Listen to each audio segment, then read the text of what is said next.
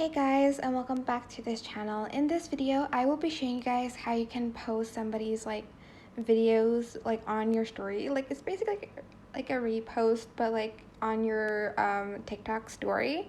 So you're just going to select the share button, and then you are going to basically find the stories button here. Where did it go? It was working just now. Okay, you have to press on it. Sorry, you have to press on the video for a few seconds. Then there's going to be either a repost button or an add a story button, and you're just going to simply select add to story.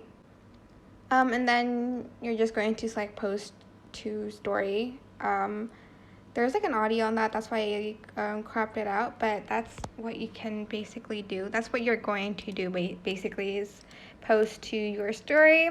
That's it. I hope this tutorial was helpful for you guys. Don't forget to like, comment, share, and also subscribe to this channel if you haven't done that already. If you have any questions, just leave it in the comment section down below and I will try my best to answer them all for you guys. And if you found this video helpful, please click the thanks button above the description box down below. Thank you so much for watching. Bye!